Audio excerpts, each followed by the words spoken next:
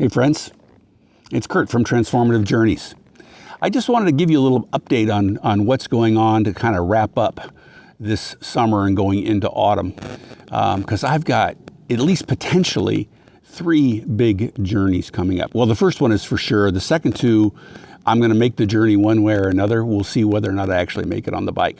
The first journey is one that I love. You may be aware that I love to ride on the other side of the pond, and I have kept a motorcycle in the UK for,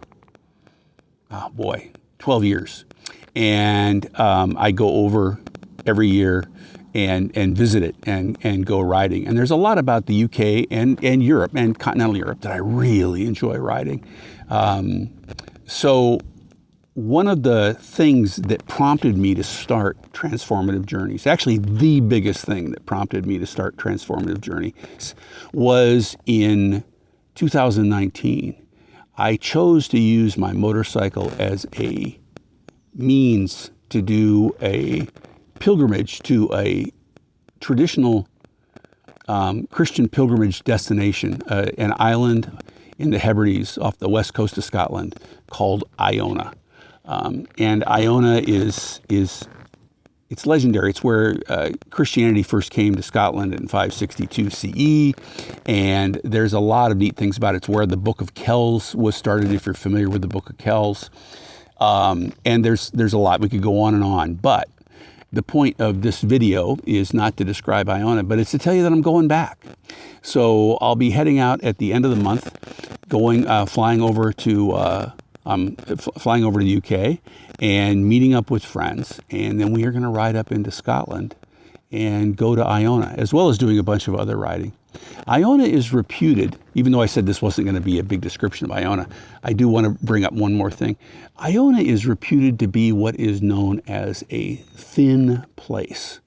Now, that may be a real strange concept for a lot of people, but a thin place is a place where people have the experience that the boundary between our existence, our material, temporal existence, and the infinite is thin and maybe even permeable. So I'll be going back, looking forward to that. And then the 2 trips that I have coming up after I get back from Iona are trips to visit people from my past.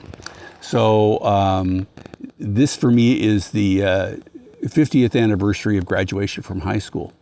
And I went to one school system, K through 9 in Iowa. And then I went to 2 different high schools when my family moved to Washington State, the last 2 years at one high school.